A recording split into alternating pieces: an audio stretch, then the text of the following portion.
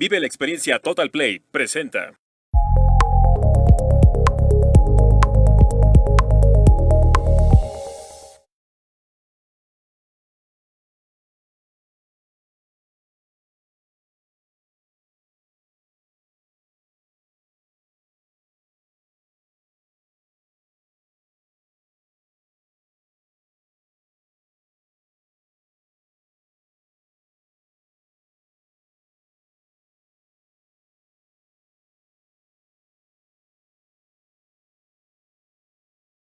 Por supuesto, director general, el doctor Gerardo Toledo Coutinho, y también nuestro gerente general, el licenciado Rogelio Toledo Coutinho, a quien le mandamos un fuerte, fuerte abrazo, en especial por su cumpleaños. Le deseamos lo mejor, que Dios nos lo siga bendiciendo y cuidando mucho para que siga haciendo de esta gran empresa lo que es, en compañía del doctor también Gerardo Toledo. De verdad, muchas felicidades, un fuerte, fuerte abrazo, muchas bendiciones y lo mejor, y muchos años más.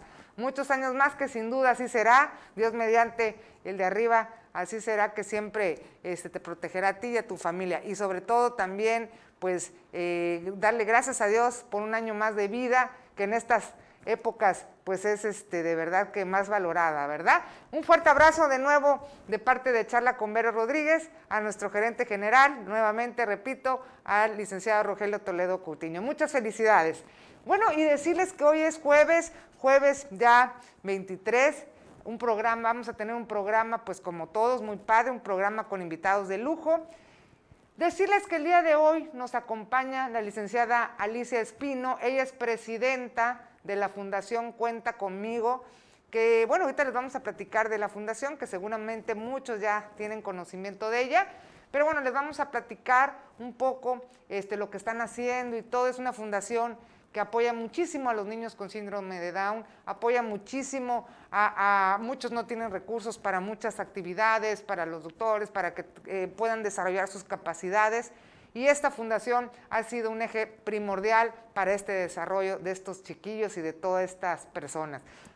Le damos la cordial bienvenida a Alicia. Alicia, bienvenida, estás en tu programa de Charla con Vero Rodríguez.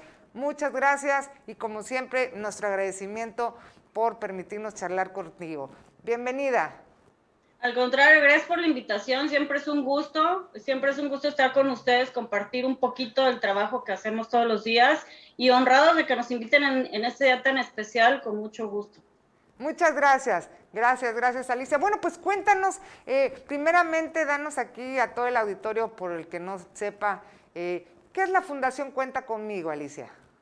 Bueno, la Fundación Cuenta Conmigo nació hace ya casi 10 años, ya estamos por cumplir nuestro 10º aniversario formalmente constituida, porque antes de ese tiempo pues ya trabajábamos en grupos, ¿no?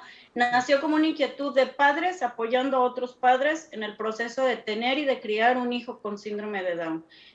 Lo vemos fácil, ahora ya hay mucha información, ahora ya está el Teletón, ahora ya se ve con más naturalidad, pero cuando empezamos a trabajar con nosotros, hablar de un niño con discapacidad y su desarrollo era un tema que todavía no se conocía mucho, ¿no? Entonces, ¿qué tratamos en específico? Pues empezamos tratando síndrome de Down, seguimos con el síndrome de Down como el eje principal de la fundación, pero hemos extendido nuestro trabajo a otros chiquitos con algunos temas de autismo o con algunas otras condiciones neurológicas. ¿Qué significa esto? Que por algún motivo no tengan el desarrollo físico, emocional o de lenguaje que debieran tener para su edad, ¿no? Entonces, la fundación nace como un grupo de padres apoyando a otros padres, que poco a poco nos fuimos capacitando, fuimos contratando profesionistas, fuimos tomando cursos y diplomados, hasta que logramos concretar un equipo de profesionales que están para atender a estos chiquitos, ¿no?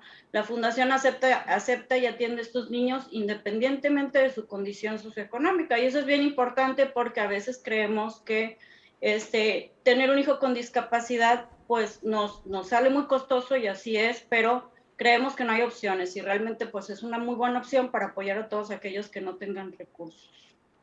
Sí, y yo creo que también, bueno, hace ya tiempo que charlamos, la última vez, me acuerdo que platicamos con algunos compañeritos ahí de la fundación, unos peques ahí hermosos, con unas capacidades increíbles, Así y que de verdad la es. fundación los ha apoyado muchísimo, y bueno, y hay que decirlo, ¿no? Pues las cosas no se pagan solas, a veces también, aunque ustedes, todos los que están en esta fundación, pues le pongan dinero y hacen todo, pues también se necesita pues el apoyo de todos, ¿no? Yo creo que eso es bien importante para que pues entre todos nos ayudemos. Creo que están ahorita también en una campaña, ¿verdad? En una campaña para que pues la gente ayude a esta fundación y sobre todo pues a estos peques, ¿no? Sí, así es. La verdad es que ha sido un tema difícil siempre, lo de tener recursos para ayudar a otros chiquitos, pero con la pandemia fue como la cereza del pastel. Número uno, porque ya tenemos un equipo muy consolidado de profesionistas que no queríamos correr, no queríamos dejar de tener sus servicios aunque no tuviéramos dinero en la pandemia, ¿no? Y el otro tema es que nuestros chiquitos, la mayoría de ellos, no tienen la capacidad para llevar clases en línea, Sí. ya sea por una cuestión de concentración, de su modo de aprender, o por una cuestión económica, ¿no? Cualquiera tiene un celular, una computadora o incluso internet, ¿no? Entonces, nosotros seguimos trabajando a pesar de la pandemia y pues ha sido muy difícil, ¿no? Nada más que pues hemos hecho muchas campañas y muchos esfuerzos y ahora estamos estrenando un nuevo régimen fiscal que es donataria autorizada. Ya la Secretaría de Hacienda nos expidió el comprobante para poder recibir donativos deducibles de impuestos, entonces esto nos abre un mundo diferente, ¿no? Porque todas las personas, todas las empresas pagamos impuestos, entonces podemos destinar una pequeña parte de esos impuestos que pagamos a donarlo a la fundación para que la fundación siga trabajando y así matamos dos pájaros de un tiro, cumplimos nuestra obligación fiscal y al mismo tiempo ayudamos a un gran proyecto, ¿no? La gente no sabe muy bien qué es un recibo deducible, pero pues es un recibo que Hacienda te toma en cuenta como si ya hubieras pagado tus impuestos, pero lo destinas a una fundación. Excelente. Y bueno, y por ejemplo, si alguien quisiera donarles a ustedes, que sin duda pues hay mucha gente que quiere hacerlo, ¿cómo va a ser la dinámica que están haciendo en esta campaña de donación? Porque está magnífico, la verdad, muchas felicidades y qué bueno Gracias. que ya tienen esta nueva cuestión fiscal, porque eso les va a facilitar muchísimo las cosas y la gente pues va a apoyar más fácilmente. ¿Cuál va a ser el procedimiento? Mira, se puede hacer un donativo en transferencia, en cheque, como ustedes quieran, ¿no? Y dan aviso, ahí por ahí tenemos los teléfonos de la fundación, o mandan un mensaje a la página de decir, acabo de hacer un donativo, o quiero hacer un donativo, para que nos pasen sus datos fiscales. Entonces, una vez que ellos nos pasen sus datos fiscales, se le genera su recibo, y ya con ese recibo, pues ya puede usarlo para deducir sus impuestos sin ningún problema, ¿no? La manera de las empresas, todas las empresas hacen sus cierres mensuales o anuales y al final del periodo te dicen tienes que pagar 10,000 pesos de impuesto, ¿no? Bueno, pagas 9 con Hacienda y pagas 1 con nosotros y te acreditan los 10, ¿no? Y nada más, nos avisas, nos das tus datos fiscales y nosotros te emitimos tu recibo. Y la ventaja de esto es que muchas veces nos quejamos de que no sabemos qué hace el gobierno con nuestros impuestos, es una cosa que se oye muy seguido, ¿no? Pero yo te puedo decir que la parte de impuestos que tú me des a mí, pues yo te voy a decir claramente qué se hizo, cómo se ayudó, qué fin se le dio, ¿no? Entonces eso también pues es una parte de consuelo para todos aquellos que pagamos impuestos y que a veces nos desesperamos un poquito de no saber si nuestros impuestos están funcionando o no. Entonces es una manera de perseguir el donativo y decir, oye Alicia, ¿qué hiciste con lo que doné? Pues mira, aquí está, dimos tantas terapias, apoyamos a este niño, compramos este material, no sé, muchas cosas. Entonces creo que tiene ventajas. Sí, Alicia, sin duda yo creo que es bien importante porque muchas madres a veces no encuentran ese apoyo, no saben cómo hacerle para esto. Pero bueno, platícanos un poco tu historia de vida, si así lo deseas, Alicia, para que la gente se motive, y vean que, pues bueno, siempre hay un camino y la mano amiga, la mano de Dios y gente tan buena como tú y todo tu equipo, que siempre, pues las cosas se pueden hacer cuando se quiere, ¿no? Coméntanos, Alicia, ¿cómo ha sido tu historia de vida y qué les desearas compartir al auditorio, a las mamás que te están viendo, que tengan algún hijo con síndrome de Down o alguna otra cuestión de autismo o algo, que no saben cómo tratarlos, cómo salir adelante, qué hacer inclusive, ¿no? Claro. Platícanos, Alicia, de esto. Sí, es un camino largo, la verdad es un camino largo y creo yo que el que lo está viviendo lo entiende, ¿no? Para mí la discapacidad pues siempre estuvo como presente, pero de un ladito, ¿no? Ay, pobrecito ese niño que no ve, ay, pobrecito ese niño que no camina, pero con decir pobrecito yo creí que estaba ya cumplido mi labor, ¿no? yo no tenía ni la más remota sospecha de que yo podía estar en esta situación algún día, ¿no? Entonces, yo me embaracé de mi hijo Diego a los 28 años. Lo digo porque mucha gente cree que solo las mamás mayores de 36 tienen hijos con síndrome de Down, y no, la realidad es que tenemos muchísimas mamás muy jovencitas, ¿no?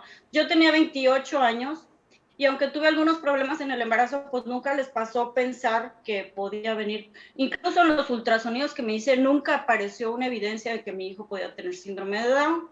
Entonces, nace mi hijo, mi esposo es pediatra, yo lo he platicado varias veces, entonces él estaba en la cesárea, pues cachando al bebé, y yo estaba preocupada porque mi hijo anterior había sido prematuro, que no tenía nada que ver, ¿no? Pero yo estaba como con ese miedito de la experiencia anterior.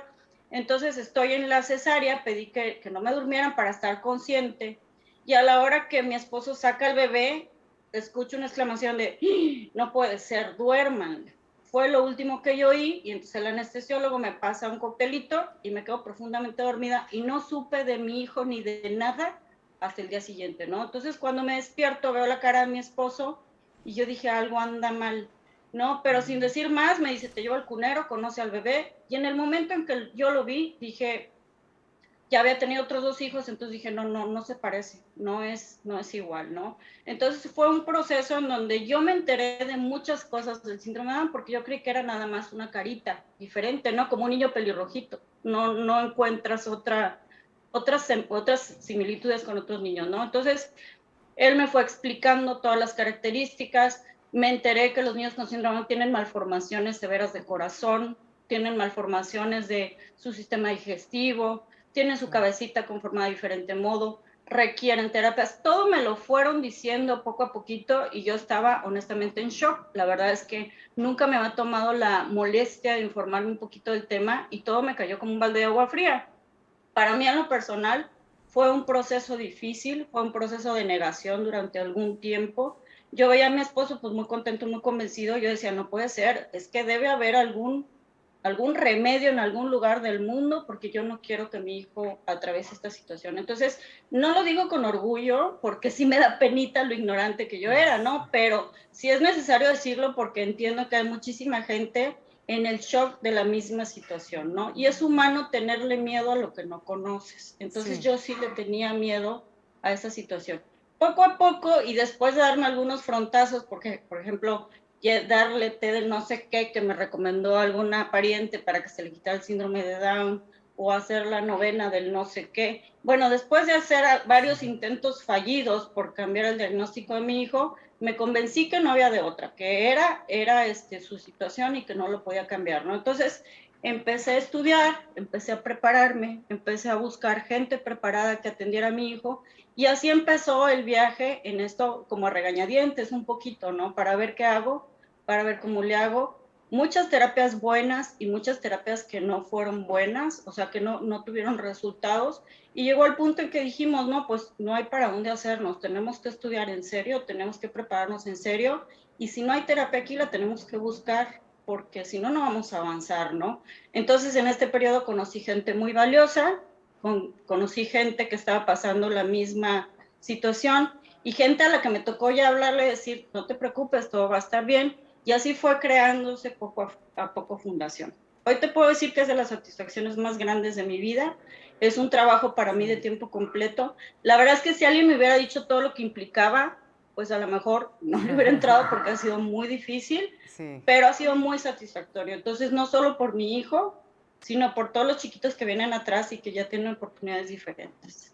Sin duda, Elisa, gracias por comentarnos esto, te lo agradecemos mucho. Pero bueno, eso es muy importante también para que la gente que está en estas circunstancias también pues le echen ganas y pues para adelante, como dicen, ¿no? Bueno, claro. Sin duda, repítenos por favor antes de que este tiempo se va rapidísimo acá en estas cosas de digitales, pero repítenos por favor dónde pueden localizarlos, tanto para que ustedes ayuden a las personas como para que donen. El teléfono es 961-579-3143. Tenemos una escuelita y pueden hacer una cita con nosotros por la página web, por la página de Facebook, www.downchiapas.org, o en el Facebook, Cuenta Conmigo, Fundación Down Chiapas. Agendamos una cita y ya les damos todas las dudas. Excelente. ¿Algún mensaje final que quieras agregar, Alicia, para la gente que nos está viendo y escuchando? Pues nada, agradecerles su interés porque cada vez tenemos más gente interesada en nuestro proyecto e invitarlos, ¿no? Hacer que sus recursos, el producto de su trabajo tenga un fin bonito y invitarlos a conocer nuestro proyecto, invitarlos a, si tienen algún pariente, algún amiguito, algún vecinito en la situación, invitarlo a buscar ayuda, que es lo más importante para seguir adelante. Sí, claro, y sobre todo que no les dé pena, ¿no? Porque hay muchas Claro. mamás que a veces también pueden, digo, como dices tú, a veces no conocemos los temas pues podemos tomar la decisión de esconder al hijo, de no ayudarlo a desarrollarse, porque hoy en hoy vemos muchos niños muy inteligentes, muy desarrollados, que hacen muchas cosas que gracias a la tecnología, a las capacidades, a las fundaciones como la tuya, a gente que ayuda como tú, pues ahora los niños ya no son como antes, ¿no? Que los tenías y no tenían ningún desarrollo. Entonces es bien importante, mamás que nos están viendo, que tengan algún problema de autismo, de síndrome de Down, pues se acerquen a las personas que puedan ayudarlas, que se acerquen, por ejemplo, en este caso a la Fundación Cuenta Conmigo, y también a todos los que nos están viendo, empresarios, mamás, gente que podamos dar, aunque sea un poquito, hay que ayudar, porque la verdad es que pues ahora sí que no sabemos, y sobre todo también hay que ayudarnos y ayudarnos entre todos. Alicia, de verdad que te agradecemos infinitamente, les deseamos lo mejor de los éxitos en esta campaña que están haciendo con esta nueva etapa fiscal de donación y que ya pueden donar y para que les den su recibo y no pagar esos impuestos y que se vaya a la fundación, pues se me hace magnífico. De verdad, muchos éxitos. Gracias, gracias. Y pues los felicito mucho a todo tu equipo porque la verdad hacen una gran labor. Te felicito porque eres una gran madre, Alicia, y sobre todo también pues eres un ejemplo a seguir. Felicidades, Alicia, y estamos a la orden cualquier cosa que desean de la Fundación. Un fuerte abrazo. Gracias, qué gusto, hasta luego, gracias. Bye, bye, gracias. Vamos a un corte comercial y regresamos en breve. No se me vayan, es Jueves de Guillermo Vázquez Gándara.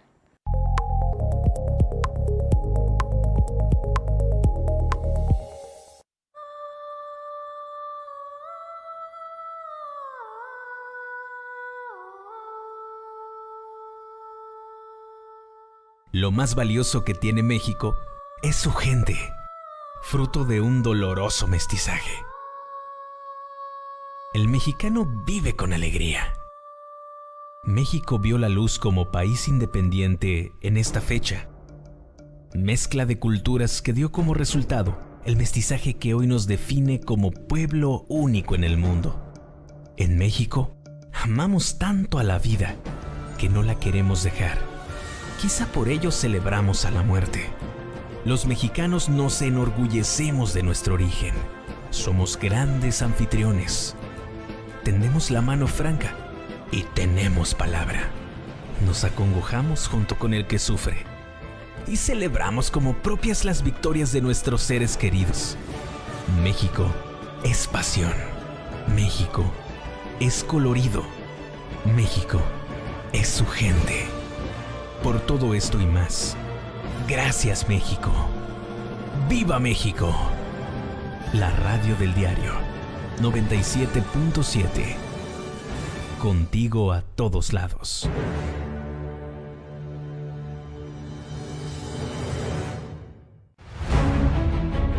Las noticias impactan, sorprenden, fluyen rápidamente. Desde temprano siempre en busca de la verdad. AM Diario. Noticias cercanas a la gente. AM Diario.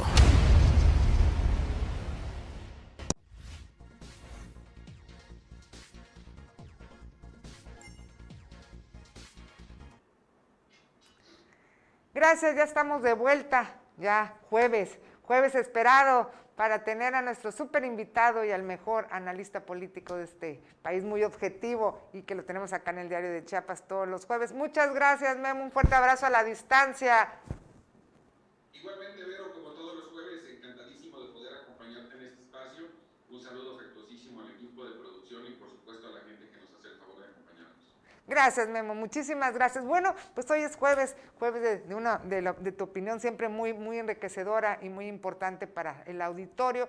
Pues bueno, ahora sí que vimos hace un par de días todo este relajo que se dio en México, ¿no? Y que fue muy comentado, la reunión del CELAC, de la cumbre los países latinoamericanos que vinieron, pues bueno, personajes no vinieron los países a lo mejor que se esperaban, vinieron otros países socialistas que tienen otras formas de gobernar en sus países, como el presidente de Cuba, como el presidente de Venezuela, que pues son muy polémicos, ¿no? Y que sin duda pues han sido a través de los medios de comunicación y de las redes sociales pues muy criticados en sus acciones para sus países, y que sin duda pues hay mucha gente, y lo sabemos, que son países pobres, que son países que no tienen un desarrollo. Mas, sin embargo, el presidente de Venezuela pues vino en su avión privado, por cierto, muy bonito el avión, como dicen, ya lo quisiera, como dicen, ni Donald Trump, ¿no?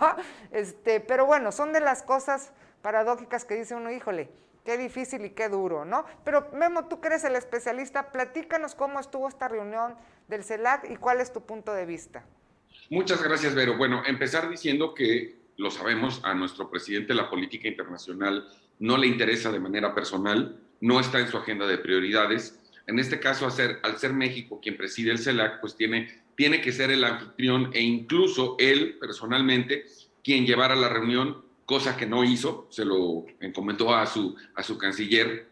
En todo caso, decir que independientemente de lo que significa este organismo en materia de cooperación, el presidente tiene una visión totalmente diferente. Yo diría, y lo voy a poner en ese contexto, que sirvió para que él se diera algunos gustos personales en términos pues, de su ideología, en términos de lo que él piensa.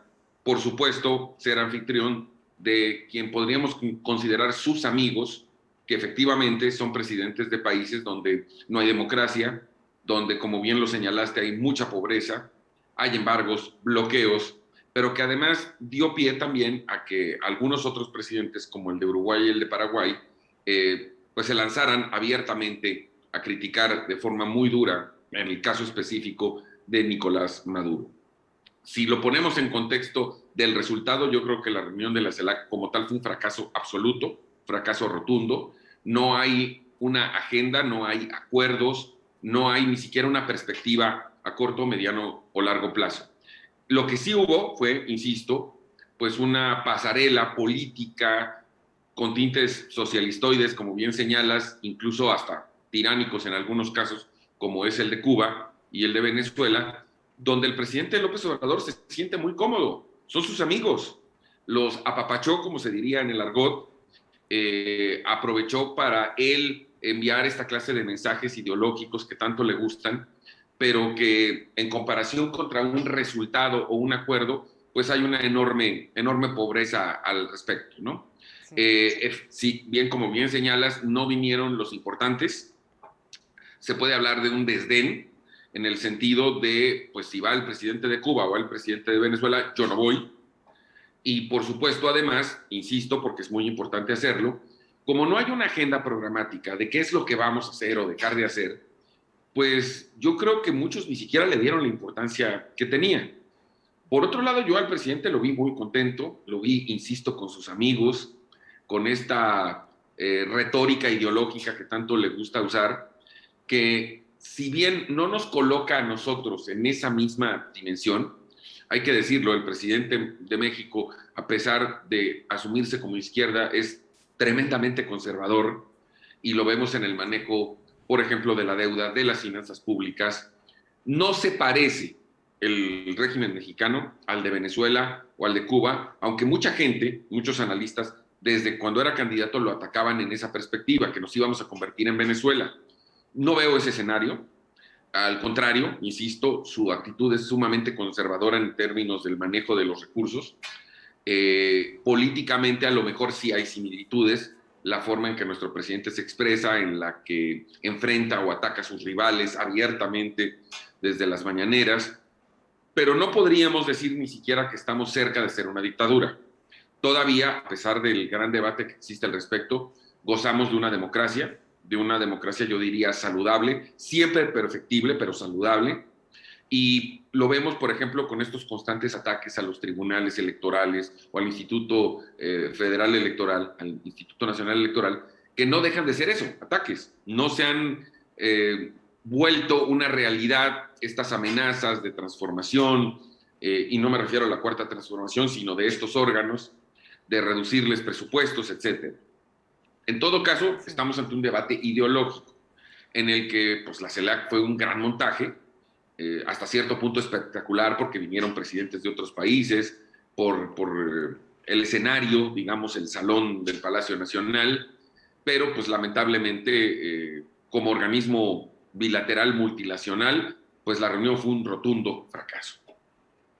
Sí, sin duda también, bueno, hubo muchos comentarios en las redes también de que, bueno, que si bien es cierto que por qué tanto escándalo ahora con la reunión del CELAC, si ya ha venido el presidente de Cuba, si en otros tiempos vinieron otros personajes de estos mismos países, ¿no? Con otros presidentes de México. Entonces, ¿por qué ahora tanto escándalo? Han puesto fotos, ¿no? Con otros presidentes, con Calderón, con Peña, ¿no?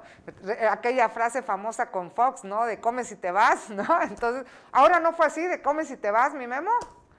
Bueno, hay que recordar que al principio del evento hay una participación de 3 minutos del presidente de China. No es un dato menor. Esto tiene un significado político más allá, insisto, de la realidad en cuanto a los temas bilaterales o al tema de la cooperación.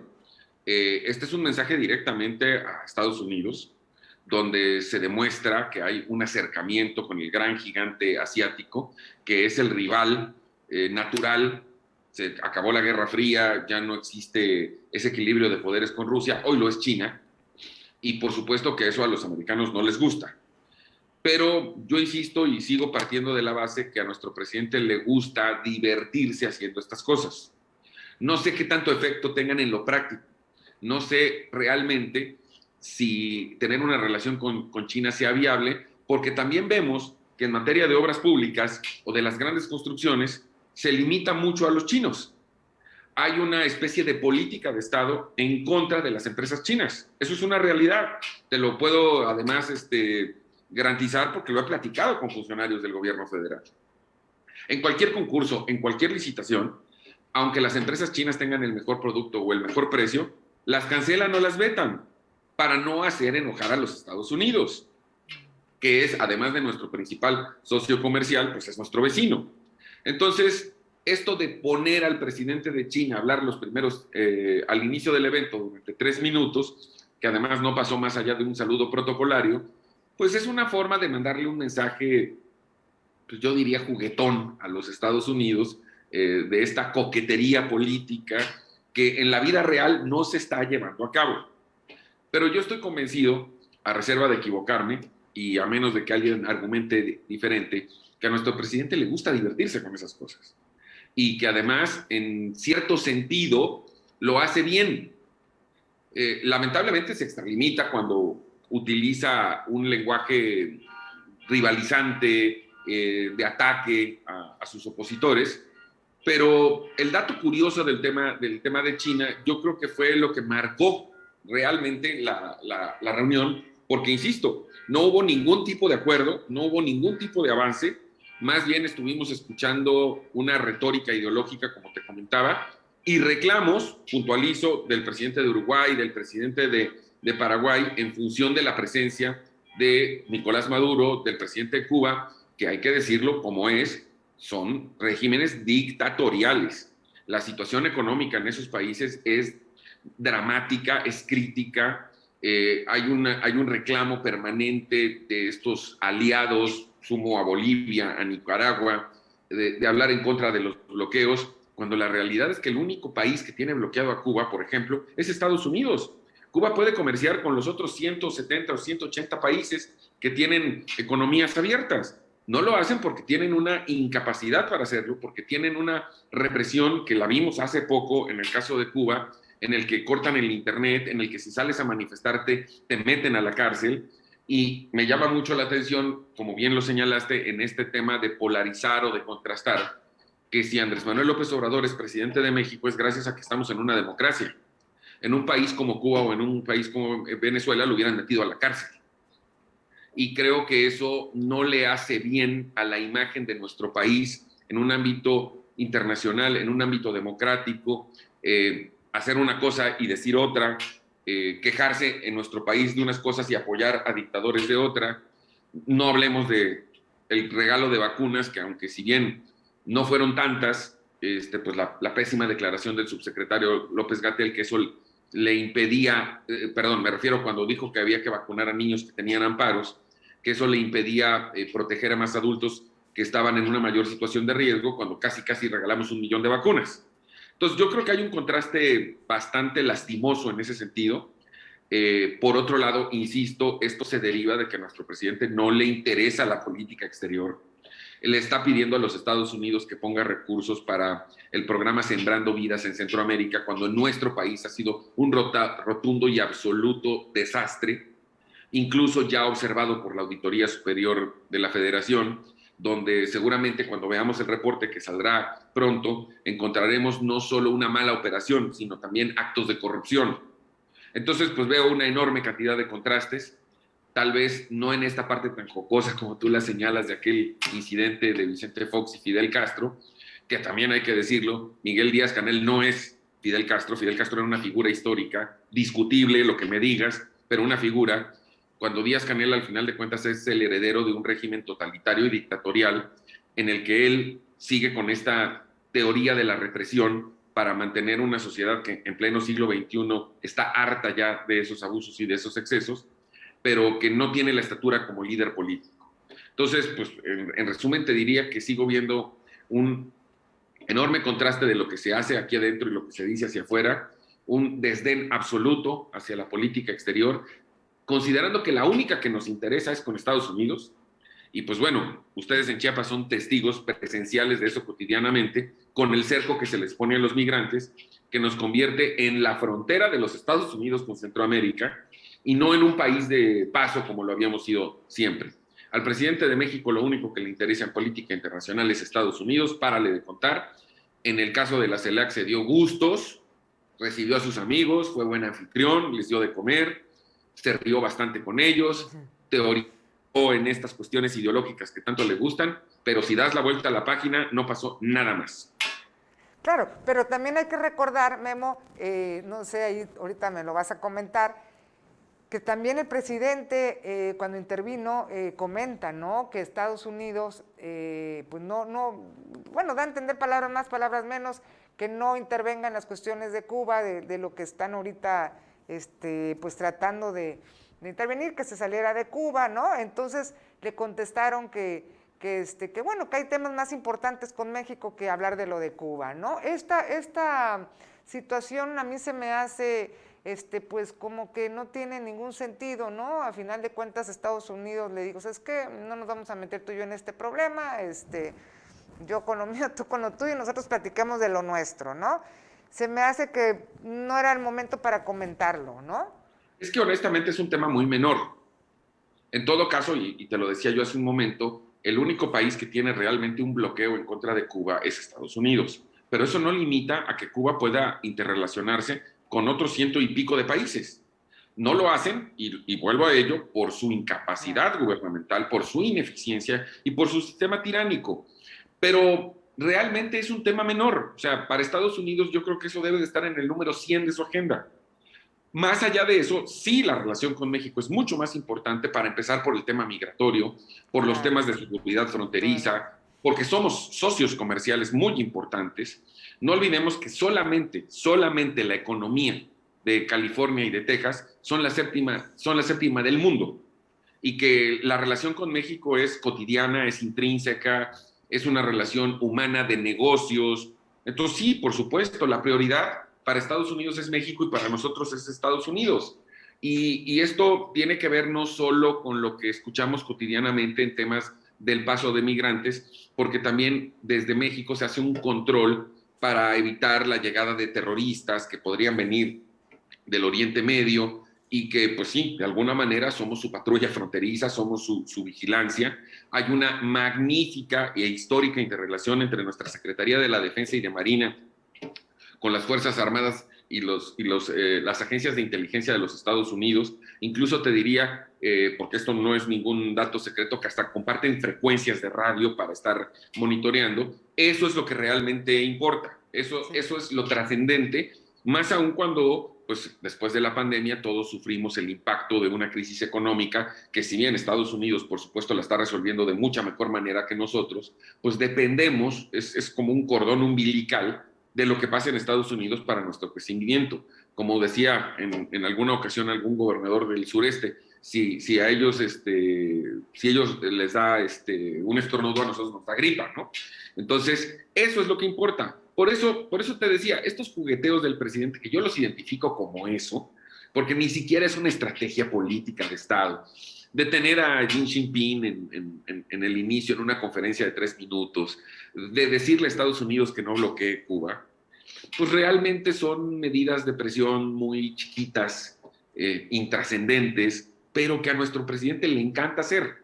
Siempre ha habido un debate, y me remonto hasta López Mateos, en que los presidentes de México han sido muy cuidadosos de no parecer sumisos con los de Estados Unidos. Hay magníficas anécdotas de ello.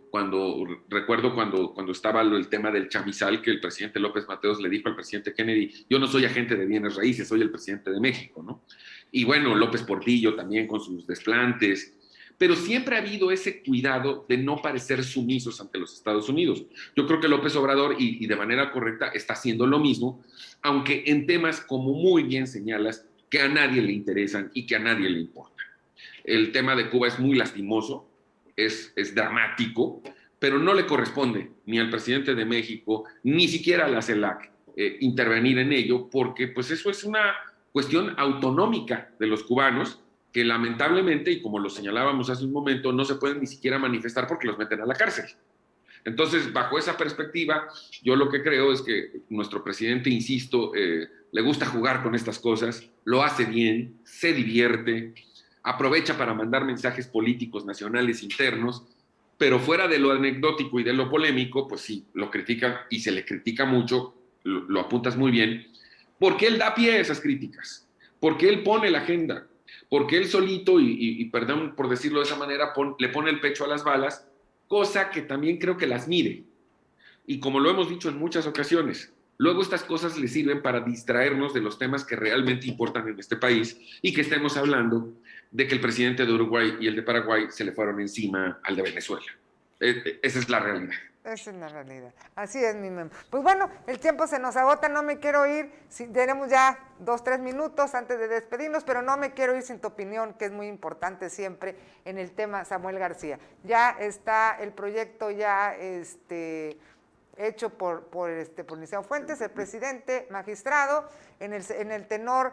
Yo creo que hoy o mañana estarán sesionando ya de manera ya última del punto real de las transferencias hacia el Partido Movimiento Ciudadano.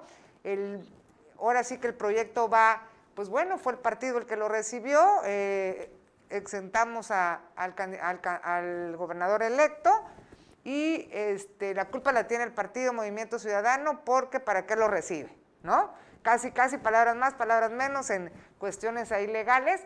¿Cómo ves tú este punto? Lo platicamos acá durante todo el trayecto. Al principio se veía que sí, luego fue cambiando con lo de Mariana, que bueno, que la eximen también, y finalmente, pues ya ahorita pues parece que ya se diluyó todo, ¿no? ¿Cuál es tu apreciación? Lo hemos dicho también, que sin duda va a quedar un precedente para que otros candidatos puedan hacer. Ahora sí que lo hago y luego pido perdón, o luego lo arreglo, que también lo hemos comentado, pero bueno, en este sentido va el proyecto. ¿Cómo visualizas esto que ya hemos comentado varias veces? Es la confirmación, precisamente lo comentábamos, si no mal recuerdo, hace 2 semanas, es la confirmación del hecho de que el régimen ya no está en contra de Samuel García. Dejó de ser un asunto personal. Ya lo vimos platicando con el presidente en Palacio Nacional, ya los vimos hablando de proyectos de infraestructura en común, o sea, ya se arreglaron. Entonces ya no veo esta ofensiva oficial del Estado en contra de Samuel García, ante el hecho consumado de que si hay una falta a alguien se le tiene que multar, será al partido, porque además de que así lo implica la ley, es la manera más fácil de resolver esto. Ya si Samuel García tendrá algún arreglo interno con los miembros de su partido para reponer esa multa, pues no lo sé, o ya nos enteraremos después. Creo que para un gobernador de Nuevo León esa cantidad de dinero no representa mayor problema, y también hay que entender que hoy por hoy uno de los grandes sostenes de Movimiento Ciudadano, junto con el gobernador de Jalisco, pues será Samuel García, que no tengo la menor duda que querrá competir por la presidencia de la República. Como se decía antiguamente, Dios nos libre y nos guarde, pero bueno, eso es algo que va a suceder. En todo caso, sí, lo preocupante, como bien lo apuntas, es el precedente, porque en adelante, pues todos los que sean candidatos saben que pueden delinquir y que en el peor escenario les va a tocar una multa bastante fácil de poder pagar, sin la cancelación de una candidatura o sin la revocación de un proceso electoral. Yo creo que ahí se siente un pésimo precedente, salvo, y hay que decirlo, insisto, en el caso de la esposa de Samuel, de Mariana, porque yo sí estoy de acuerdo en el hecho de que por ser cónyuge no se le puede coartar su libertad de expresión. Creo que eso es una barbaridad, es una exageración. Me regreso un poco a lo que hablamos, no estamos en Cuba, no estamos en Venezuela. La señora tiene todo el derecho del mundo de expresar sus ideas políticas, de apoyar al candidato que desee, así sea su cónyuge, y creo que eso no implica ningún delito. Y si bien en todo caso hay que monetizar esas aportaciones porque ella tiene una empresa y que es una marca registrada por sí misma, pues bueno, entonces clarificar cuál es el procedimiento de cómo sí y cómo no se pueden hacer las cosas, y en todo caso si eso tiene un valor, pues en cuánto significa esa aportación. Pero ir en contra de la libertad de expresión individual creo que es un acto retrógrada que no lo podría yo entender hoy en nuestra sociedad del siglo XXI, claro. En México, insisto, no estamos ni en Cuba ni en Venezuela, pero sí, por supuesto que ya hay un pacto de, pues no sé si llamarle de impunidad, porque pues no, a lo mejor no aplica tan allí, pero sí ya hay un pacto entre Samuel García y el presidente de México. Hay una cordialidad que veremos hasta cuánto alcanza, porque luego Samuel es muy dado a los exabruptos verbales y en alguna de estas la va a regar y al presidente no le va a gustar, perdón, y pues aquí siempre lo hemos dicho, y esto es una máxima de la política mexicana: con el águila no te puedes pelear. Hay algunos, como el gobernador de Jalisco, Alfaro, precisamente la gran figura del Movimiento Ciudadano hasta ahora, que ha estirado demasiado esa liga, y eso le ha generado conflictos políticos y económicos. ¿Qué decir de Cabeza de Vaca en Tamaulipas? Yo creo que Samuel tendrá que contenerse bastante en sus expresiones, a pesar de que no milita en el mismo partido que el presidente, pero por lo menos lo que hoy se ve es que hay bastante cordialidad entre ellos. Así es, y que sin duda, pues bueno, vamos a ver cómo se va desarrollando, pero bueno, a final de cuentas también ya ratificaron al gobernador electo de San Luis Potosí, a Gallardo, y bueno, pues ya era la última que quedaba, yo creo, pero bueno, al final de cuentas, pues todas fueron ratificadas y pues todas las impugnaciones de gobernadores fueron ratificadas, y bueno, veremos qué sucede después de que ya entren ya como gobernadores, ya que tomen posesión. Pero bueno, mi Memo, gracias, te agradezco muchísimo. El sábado sin duda vas a tener tu programa, rapidísimo, ¿nos dices, por favor? 7 de la noche, Grupo Fórmula, diálogo abierto, ahí los espero con muchísimo gusto para platicar de estos y de los demás temas del análisis político nacional. Gracias, mi Memo, un fuerte abrazo, cuídate mucho y gracias como siempre, Dios te bendiga. Gracias. Igualmente, un abrazo. Y a ustedes muchísimas gracias por acompañarnos, les mando un fuerte abrazo, que tengan un fabuloso fin de semana, cuídense mucho y como siempre les digo, una sonrisa que nada nos cuesta, lo mismo nos cuesta sonreír que estar enojados, mejor demos una sonrisa. Cuídense mucho, bendiciones, gracias.